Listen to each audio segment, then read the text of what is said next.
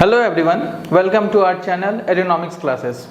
दोस्तों, जैसे हम लोगों ने आपसे डिस्कस किया था कि हम लोग इनकम टैक्स एक्ट 1961 और डायरेक्ट टैक्स कोड 2025 पे क्या सिमिलैरिटीज़ है, क्या डिफरेंसेस है, क्या क्या बदलाव किया गया है, आपका एबॉलिश करने का कारण क्या था, इन सब टॉपिक पे हम लोग आज डिस्कस करेंगे।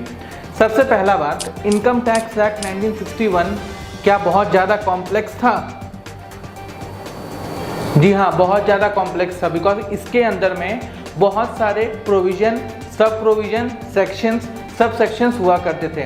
अब गवर्नमेंट ने क्या किया है, इसको बहुत ही सिंप्लीफाइड कर दिया है। मतलब अब इस पर्टिकुलर डायरेक्ट टैक्स कोड में 2025 में कोई भी प्रोविजो या एक्सप्लेनेशन नहीं रहेगा और ये सारा जो क्लॉज है ये बहुत ही सिंपल लैंग्वेज में आपके सामने लाया जाएगा। ये कब लाया जाएगा? जब हमारा बजट 2025 का पेश किया जाएगा in the month of February, तब आपका 2025 में ही डायरेक्ट टैक्स कोड को आपका एप्लीकेबल कर दिया जाएगा। पहले हम लोग क्या करते थे कि असेसमेंट ईयर और प्रीवियस ईयर के हिसाब से कंप्यूटेशन करते थे। अब न्यू डायरेक्ट टैक्स कोड में क्या किया गया है, असेसमेंट ईयर और प्रीवियस ईयर के कॉन्सेप्ट को हटा दिया गया है। सिर्फ और सिर्फ फाइनेंशियल ईयर के बेसिस पे ही सारा कैलकुलेशन किया जाएगा। पहले हम लोग रेसिडेंशियल स्टेटस आपका कैलकुलेट करते थे, जिसके अंदर 3 क्लासिफिकेशन होता था, रेसिडेंट, नॉन रेसिडेंट, आपका उसके बाद नॉट ऑर्डिनरी रेसिडेंट, ये सब कुछ आपका क्लॉज हुआ करता था। बट अब क्या कर दिया गया है, अंडर डायरेक्ट टैक्स कोड 2025 आपका सिर्फ रेसिडेंट या नॉन रेसिडेंट का क्लॉज रहेगा। इसके अलावा आपका पहले हम लोग जो टैक्स पे करते थे, जो भी हम लोग का इन्वेस्टमेंट होता था, फॉर एग्जांपल LIC में इन्वेस्टमेंट कर रहे हैं या फिर म्यूचुअल फंड्स में बहुत सारा ऐसा प्लान था जिसपे अपने को एग्जेम्पशंस मिलता था। बट अब ये सारे एग्जेम्पशंस पे जो टैक्स बेनिफिट था कि आपको इस पर्टिकुलर इनकम पे टैक्स पे नहीं करना पड़ेगा, उन सब चीज़ों को हटा दिया गया है और एक फ्लैट 5% का टैक्स आपका एप्लीकेबल हो जाएगा अगर हम लोग कोई भी डिस्ट्रीब्यूटेड इनकम पे आपका इनकम असर्टेन करते हैं। इसके बाद आपका जो लॉन्ग टर्म कैपिटल गेन था, लॉन्ग टर्म कैपिटल गेन में क्या होता था कि अगर वो लिस्टेड कंपनी का शेयर है तो आपका ये सब कुछ हमारा टैक्सेबल इनकम के डिज़ाइन में पड़ता था और उसमें आपका स्पेशल एग्जेम्पशन लगता था। बट अब इस particular normal long term capital gain को क्या कर दिया जाएगा, नॉर्मल इनकम की तरह ट्रीट किया जाएगा। ठीक है। इसके बाद आपका जो हम लोग डिविडेंड पे टैक्स पे करते थे, इसमें आपका डिविडेंड डिस्ट्रीब्यूशन टैक्स आपका पे करना पड़ता था, जो आपका 15% के हिसाब से होता था। अब क्या किया गया है, आपका जो 15% हम लोग टैक्स पे करते थे वो विदाउट DDT रहेगा। मतलब आपका उसमें डिविडेंड डिस्ट्रीब्यूशन टैक्स एप्लीकेबल नहीं होगा। और सबसे इम्पॉर्टेंट चीज़ जो हम लोग का टैक्स डिज़ाइन था, मैक्सिमम टैक्स लायबिलिटी आपका 30% हुआ करता था। जो बहुत ज़्यादा अमीर हैं, जो आपका नॉर्मल 15 लाख से इनकम ज़्यादा अर्न कर रहा है, तो 30% के हिसाब से टैक्स पे करना पड़ता था।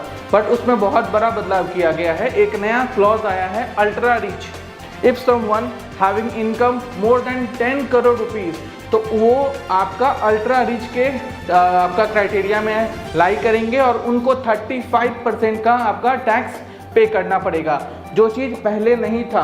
पहले हम लोग क्या पे करते थे, 30% टैक्स होता था प्लस सरचार्ज पे करना पड़ता था। सरचार्ज आपका 15% लगता था if income is more than 10 crore. But अब इसको फ्लैट कर दिया गया है, if your income is more than 10 crore then you are entitled to pay 35% of taxes.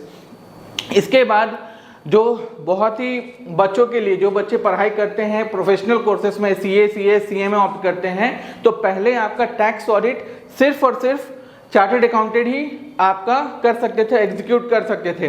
But under direct tax code 2025 में अब CA, CS, CMA ये तीनों ही प्रोफेशनल बॉडी आपका टैक्स ऑडिट कंडक्ट कर पाएंगे।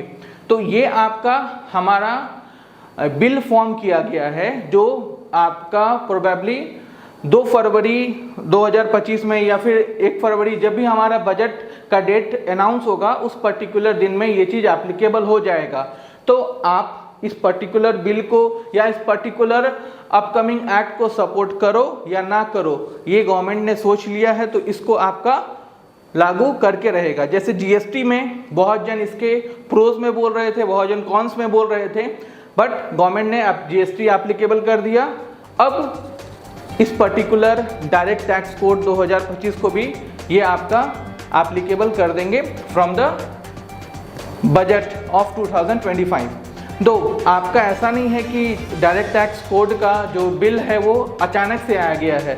ये आपका सबसे पहले 2009 में कांग्रेस के गवर्नमेंट ने ही पेश किया था, फिर 2010 में ये पार्लियामेंट में भी आया था। उसके बाद फिर जब आपका एनडीए का गवर्नमेंट बना था 2014 में, तब भी इस पर्टिकुलर बिल पे चर्चा हुआ था। बट गवर्नमेंट का क्या था कि पहले इनडायरेक्ट टैक्स पे काम करना है, तो इसीलिए जीएसटी को 2017 में इन्होंने एप्लीकेबल कर दिया। अब नेक्स्ट टारगेट क्या था? Direct tax. तो अब गवर्नमेंट ने ये अनाउंस किया है इनकम टैक्स डे के दिन।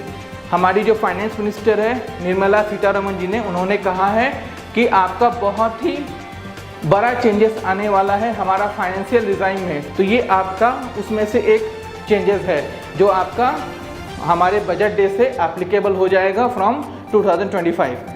तो बेसिकली ये सिमिलैरिटी और कुछ डिससिमिलैरिटी था between income tax act 1961 and direct tax code 2025। Hopefully आप लोग को ये डिफरेंसेस समझ में आया होगा। Thank you for watching this video.